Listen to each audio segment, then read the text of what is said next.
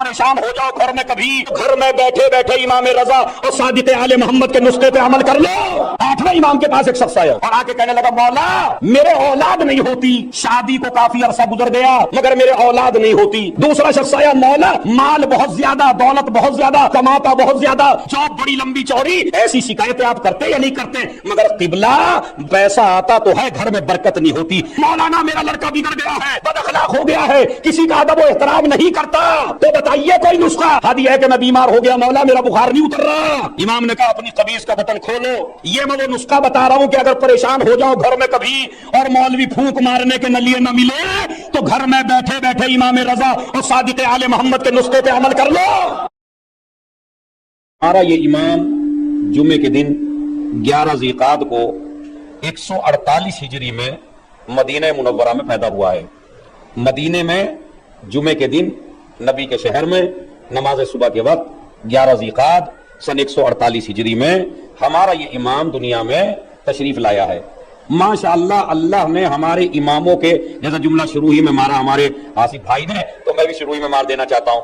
اللہ نے یہ ہمارے اوپر کرم فرمایا کہ اللہ نے امام کو باپ بھی دیا تو امام ہی دیا۔ اب یہ جملہ چاہے اس پہ آپ جتنی داد دے لیجئے چاہے جتنا سوچ لیجئے، خدا کی قسم اگر امام کو امام باپ نہ ملتا تو مذہب شیعت کبھی یاد نہ کر پاتی۔ اور اگر یقین نہیں آتا تو مجھے ماؤں کا نام بتا دیجئے، بتا دیجئے۔ 3-4 اماموں کے علاوہ ہمارے کسی شیعہ کو کسی ماں کا نام پتا نہیں ہے، لیکن بس وہ تو ایک اصول آپ کے ذہن میں ہے کہ بھائی امام کا بیٹا جو ہے وہ امام ہوتا ہے اور امام کا باپ امام ہوتا ہے۔ مثلا 5واں امام ہے تو اس کا باپ چوتھا امام ہے، چوتھا امام ہے تو اس کا باپ تیسرا امام ہے، یہی تو ہے نا۔ تو اب میں آپ سے پوچھتا ہوں 8ویں امام کے باپ کا نام کیا ہے؟ بولیے دور سے۔ 7واں امام ہے تو 8ویں کا باپ جو ہے وہ 7واں، مگر ماؤں کے بارے میں چونکہ اللہ نے یہ نظام نہیں رکھا تو اس لیے وہ ہمیں زیادہ یاد بھی نہیں ہو پاتا، اس میں ہمیں کوشش کرنی پڑتی ہے۔ تو ہمارے امام علیہ السلام کی والدہ کا نام نجمہ خاتون تھا اور ام البنین بھی ان کو کہا جاتا تھا، اور ان کی بڑی عظمت تھی اور بڑا وقار تھا، اور با وقار عورتیں ہوں تب بچہ جا کے امام بنتا ہے۔ ہر کسی عورت کو بچہ امام نہیں ملتا، نہ نبی کی بیوی کو بچہ معصوم ملتا ہے۔ اگر آپ یقین آئے تو دیکھ لیجئے، نبی کے رشتے میں آنا کمال نہیں ہے، زمانے کو حجت خدا دے کے جانا کمال ہے۔ ایک صلوات بھیج دے محمد و آل محمد۔ تو معصوم کی بیوی بننا کمال نہیں ہے، معصوم کی ماں بننا کمال ہے۔ اور اگر آپ میں ہسٹری اگر پڑھنے لگوں، لیکن چونکہ میری عادت ہے میں اس شخصیت سے باہر نہیں جا سکتا کہ جس شخصیت کی یہ مجلس عہدہ منعقد ہو رہی ہے، تھوڑا سا آپ میری طرح متوجہ ہو کے اس جملے کی بدتشریح سماعت فرما لیں، اور وہ یہ ہے کہ نبی کی بیوی ہونا کمال نہیں ہے، معصوم کی زوجہ ہونا کمال نہیں ہے۔ اس لیے کہ معصوم کی زوجہ اچھی بھی ہو سکتی ہے، بری بھی ہو سکتی ہے، معصوم کی زوجہ نیک بھی ہو سکتی ہے، بد بھی ہو سکتی ہے، معصوم کی زوجہ اچھے کردار کی بھی ہو سکتی ہے، برے کردار کی بھی ہو سکتی ہے، معصوم کی زوجہ رضی اللہ عنہا بھی ہو سکتی ہے اور لعنت اللہ عنہا بھی ہو سکتی ہے، لیکن جو معصوم کی ماں بن جائے، اب یہ پوری ہسٹری ہے، جو معصوم کی ماں بن جائے اس کے کردار میں آپ کو کوئی خرابی ملنے والی نہیں ہے۔ یقین نہ آئے تو دیکھ لیجئے، جو بھی معصوم کی ماں بنی آج تک اس کے کردار پہ کوئی بول نہ سکا، حالانکہ اگر زوجہ بن گئی تو کبھی میدان میں آ گئی۔ ایک صلوات بھیج دے محمد و آل محمد۔ ایک صلوات ذرا تازہ دم ہو کے آپ پڑھیے محمد و آل محمد۔ تو اس امام کی ماں کا نام بتایا، اس امام کے باپ کا نام بتایا۔ اس امام کی ٹوٹل ایج ہے 55 سال۔ کتنے سال؟ حضور سے بولیے، یہ تھوڑا سا کلاس ہے 5 منٹ کی، اس کے بعد پھر میں جانتا ہوں آپ کا اور ہمارا جو مزاج ہے وہ تو اسی پہ آنا ہے سب کوئی ہمیں۔ تو خیر یہ 5 منٹ سن لیجئے آپ۔ تو امام کی ماں کا نام نجمہ، باپ کا نام موسی کاظم، اور اس امام پیدا ہوئے مدینے میں اور شہید ہوئے خراسان میں، مشہد میں آج بھی ان کا روزہ موجود ہے، اور قاتل کا نام ہے مامون، جس نے امام کو قتل کیا ہے زہر دغا سے، اور امام کا صرف ایک بیٹا ہے۔ توجہ چاہتا ہوں میں، نہ ان کے بیٹیاں ہیں نہ ان کے اور بیٹے ہیں، بلکہ یہ بیٹا بھی بڑی تاخیر سے پیدا ہوا ہے، اور دشمن بڑے خوش ہو رہے ہیں کہ امام رضا علیہ السلام کی اولاد نہیں ہوئی تو اب یہ امامت کا سلسلہ یہی ختم ہو جائے گا، کیونکہ امام کی ایج بھی کافی ہو گئی تھی، تقریباً امام علیہ السلام کی 43 سال کی عمر ہو گئی تھی یا 42 سال کی عمر ہو گئی تھی جب تک امام کے کوئی اولاد نہیں ہوئی تھی، تو نہ کوئی لڑکا تھا نہ کوئی لڑکی تھی۔ دشمن بنی امیہ اور بنی عباس بڑے خوش ہو رہے تھے کہ یہ سلسلہ امامت یہی رک جائے گا، لیکن عزیز و یاد فرمائے اور توجہ فرمائے، اگر فرعون موسیٰ کی ولادت کو نہ روک سکے تو سلاطین بڑی خوشی منا رہے ہیں کہ ان کے یہاں کوئی اولاد پیدا۔ دیکھیں یہ بڑی ہسٹری ہے، یہ ممبروں پہ نہیں آتی ہے چونکہ داد زیادہ نہیں ملتی، تو اس اگر پڑھے گا تبھی تو آئے گی۔ سب سے بڑا مسئلہ ہمارے یہاں یہ ہے، دیکھیں ہماری شیعہ قوم کی اذان بھی مظلوم ہے، مرثیہ خوانی بھی مظلوم ہے، شاعری بھی مظلوم ہے، ذاکری بھی مظلوم ہے، اس لیے کہ دنیا کا کوئی بھی فن ہو اس فن کو پہلے سیکھا جاتا ہے، بعد میں اس فن کو اجاگر کیا جاتا ہے، مگر واہر عزاداری کا کمال کر دیا ہم نے، خطیب بیٹھا تو بغیر استاد کے، مرثیہ خوان آیا بغیر استاد کے، اسی طرح اذان کہنے آیا تو بغیر سیکھے ہوئے۔ تو میاں اللہ جانیے آگے آگے ہوتا کیا ہے، دیکھتے رہیے۔ ایک صلوات بھیجے محمد اور آل محمد۔ ہے مسئلہ یا نہیں؟ خیر جو قدرداد ہے انہوں نے مجھے داد دے دی اور وہ مجھے پہنچ گئی ہے۔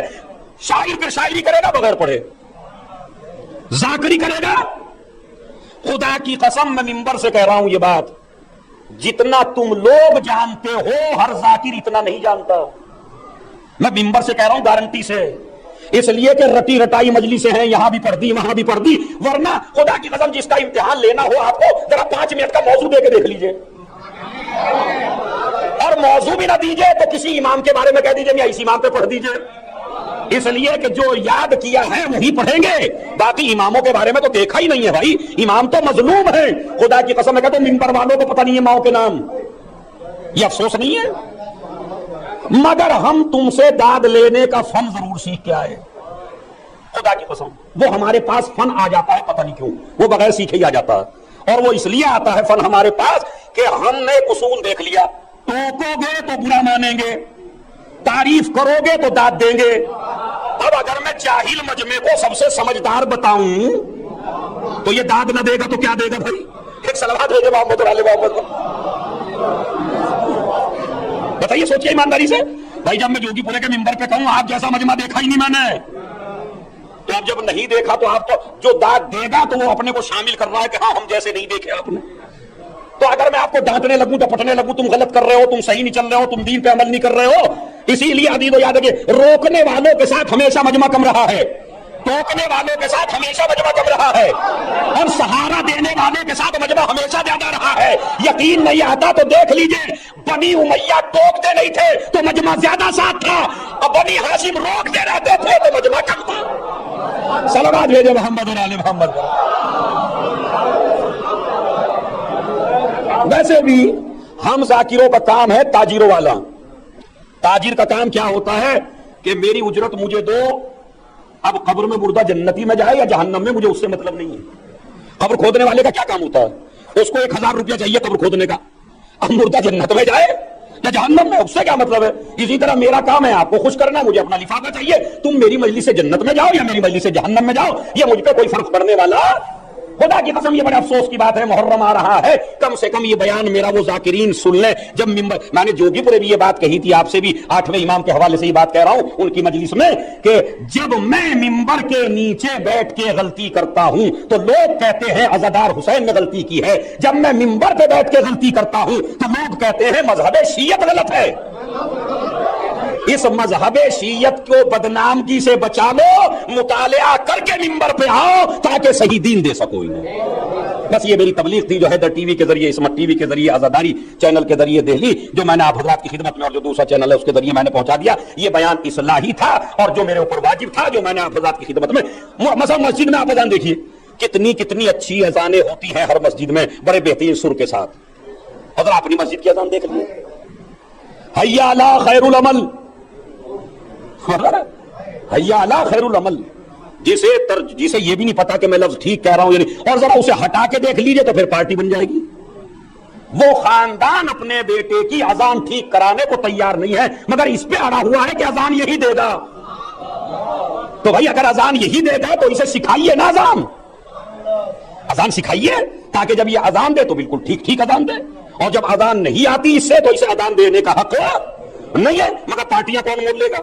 تو یاد رکھیے، یہ اذان کی بات بھی میں نے اس لیے کہہ دی، اس لیے کہ ایک غلط فہمی آج کل ہمارے معاشرے میں مشہور ہے، اور وہ یہ ہے کہ کوئی بچہ اگر گھر میں کہنے لگے اللہ اکبر تو فوراً اماں کہہ دیتی ہیں ارے بیٹے یہ کیا ہو رہا، ارے یہ مسجد ہو رہی ہے، ارے گھر میں اذان نہیں دی جاتی میرے لال، گھر میں اذان نہیں دی جاتی۔ میں ایسی خواتین سے ہاتھ جوڑ کے اپنی ماں بہنوں سے گزارش کرنا چاہتا ہوں، پہلے اذان کے کلمات پہ آپ غور فرمائیں، کون سا ایسا کلمہ ہے جو گھر میں ادا نہیں کیا جا سکتا؟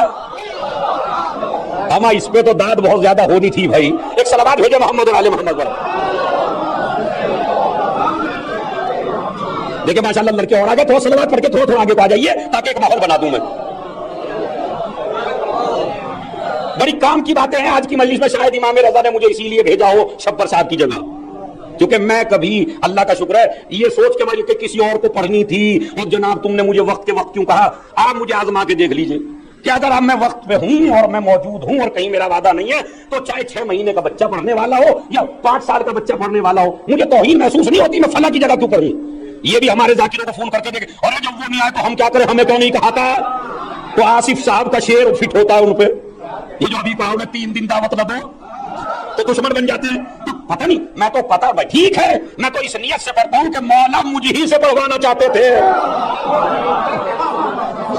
اور انہوں نے یہ وسیلہ فراہم کیا۔ تو یہ ہماری ماں بہنیں اور جوان لڑکے غور سے سماعت فرمائیں تاکہ یہ ایک مجلس تاریخی ہو، اور وہ یہ کہ گھر میں اذان نہیں دی جا سکتی۔ اچھا یہ بتائیے یہ ہوتا یا نہیں ہوتا؟ بتا آپ ذرا گھر جا کے اذان کہہ دیجیے ابھی 11 بجے، اللہ اکبر، بیوی پریشان، اماں پریشان، ارے تیرے پہ کیا مصیبت نازل ہو گئی، ارے میرے بچے گھر میں اذان نہیں ہوتی۔ تو میں ایسی ماں بہن سے پوچھنا چاہتا ہوں کون سا ایسا لفظ ہے جو اذان میں سے گھر میں ادا نہیں کیا جا سکتا؟ اللہ اکبر گھر میں ادا نہیں کیا جا سکتا، اشہدو ان لا الہ الا اللہ گھر میں ادا نہیں کیا جا سکتا، اشہدو ان محمد رسول اللہ گھر میں ادا نہیں کیا جا سکتا، اشہدو ان امیر المومنین علی، تو کون سا ایسا کلمہ ہے جو گھر میں ادا نہیں کیا جا سکتا؟ تو یہ رسم کہاں سے چلی؟ اصل میں یہ چلی نہیں ہے، یہ شیطان نے بہکایا ہے، اس لیے کہ روایت میں موجود ہے کہ جب اذان میں محمد اور علی کا نام آتا ہے تو شیطان گھر چھوڑ کے بھاگ جاتا ہے۔ ایک صلوات بھیج دے محمد اور آل محمد۔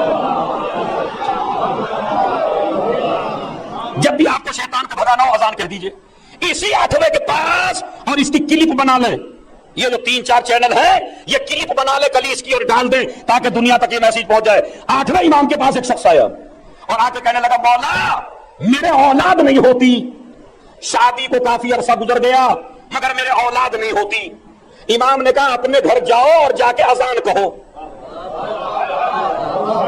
دوسرا شخص آیا مولا مال بہت زیادہ، دولت بہت زیادہ، کماتا بہت زیادہ، جاب بڑی لمبی چوڑی، ایسی شکایتیں آپ کرتے یا نہیں کرتے؟ مگر قبلہ پیسہ آتا تو ہے گھر میں برکت نہیں ہوتی۔ ایسا ہی راوی نے آ کے کہا، امام نے کہا گھر میں جا کے اذان کہو۔ حد یہ ہے، آج میں ایک بات بتا رہا ہوں، مولانا میرا لڑکا بگڑ گیا ہے، بد اخلاق ہو گیا ہے، کسی کا ادب و احترام نہیں کرتا، تو بتائیے کوئی نسخہ؟ اب مولانا سے نہیں پوچھیے، مولا سے پوچھیے۔ مولانا تو خود ہی اتنے بد اخلاق ہیں، وہ کسی کا اخلاق اچھا کیا کریں گے؟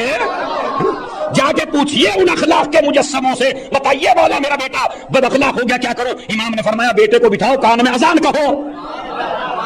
اب میں بھی دیکھیے، جب ہر آدمی آج کل دعویٰ کرینے لگا منبر سے تو میں بھی طالب علم ہو کے کری دوں، میں بھی دیکھتا ہوں آپ کیسے چپ بیٹھتے ہیں۔ بھائی دیکھیں بد اخلاق اگر ہو تو کیا کرو؟ 8ویں نے کیا فرمایا؟ اذان دو۔ یہ اذان سے کیا ربط ہے بد اخلاقی کا اور اخلاق کا؟ دیکھتا ہوں توجہ ایک آدمی سے، اور یہ مجلس کا ایک تاریخی جملہ امام کے حوالے سے، کہا اس کے کانوں میں اذان کہہ دو۔ مولا اذان کہنے سے کیا ہوگا؟ کہا نہیں روایت میں موجود ہے، مجھے بتائیے یہ بد اخلاق بنا کیوں ہے؟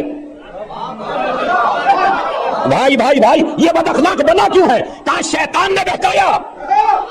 بد اخلاق تبھی تو بنا جب شیطان نے بہکایا، شیطان دل پہ مسلط ہو گیا۔ روایت کیا کہتی ہے کہ جب اذان میں محمد اور علی کا نام آتا ہے تو شیطان بھاگ جاتا ہے۔ صلوات بھیج دیں محمد۔ اب جب نام محمد علی اور آئے گا تو شیطان بھاگ جائے گا خود بخود. یہ با اخلاق دیکھیں فلسفہ یہ خدا بڑا گہرا مسئلہ ہے. امام علیہ السلام کتنی گہرائی کی طرف لے جا رہے ہیں. کہ با اخلاق خود بخود ہو جائے گا جب شیطان اس کے دل سے اتر جائے گا. تو اذان کہہ دو. حد یہ ہے کہ میں بیمار ہو گیا مولا میرا بخار نہیں اتر رہا. امام نے کہا اپنی قمیض کا بٹن کھولو, گریبان میں اذان و اقامت کہو اور 7 مرتبہ الحمد پڑھو. یہ میں وہ نسخہ بتا رہا ہوں کہ اگر پریشان ہو جاؤ گھر میں کبھی اور مولوی پھونک مارنے کے لیے نہ ملے تو گھر میں بیٹھے بیٹھے امام رضا اور صادق آل محمد کے نسخے پہ عمل کر لو. اب سارا ٹھیکہ مولوی نے تھوڑی اٹھایا ہے کہ جو تمہارے بچے کو جھاڑے.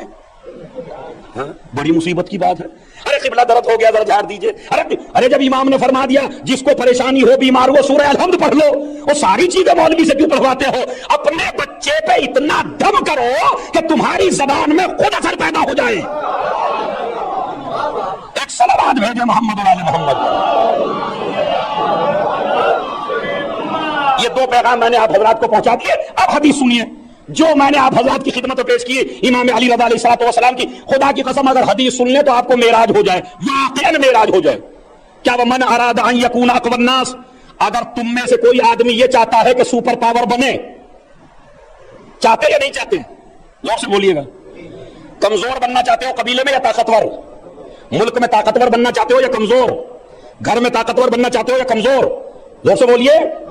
اما بنیے نہ بنیے کہہ تو دیجیے. صلوات بھیجے محمد علیہ وسلم. لیکن گھر میں ضروری نہیں کہ آدمی طاقتور بنے. جن کو باہر بہت زیادہ غصہ آئے سمجھ لو یہ گھر میں بڑے کمزور ہیں. ہاں جن کو بات بات پہ غصہ آئے نا, ارے کبھی سنوے خان پہ غصہ, ارے کبھی چپل والے پہ غصہ, ارے کبھی اس پہ غصہ, کبھی مجلس میں آنے والوں پہ غصہ, اس کا مطلب سمجھ لیجیے یہ سارا غصہ بیچارہ گھر کا ہے جو یہاں اتار رہا ہے, اس لیے ان کی مجال نہیں ہے جو وہاں بول سکے. ایک تھے بیچارے بول ہی نہیں پاتے تھے.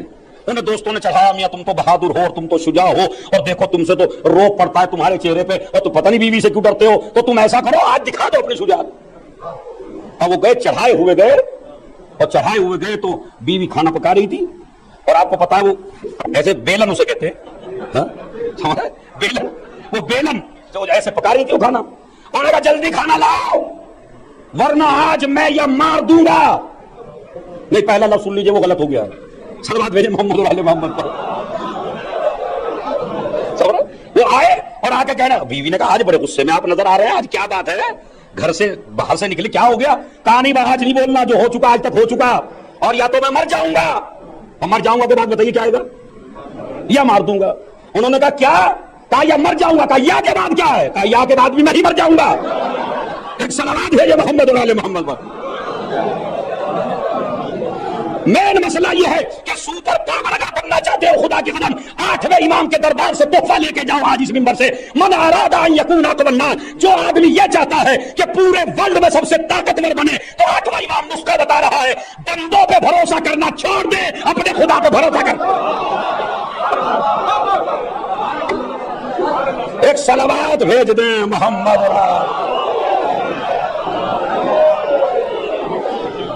سنا مولانا صاحب, ایک اور بابا سے بلند صلوات بھیج محمد.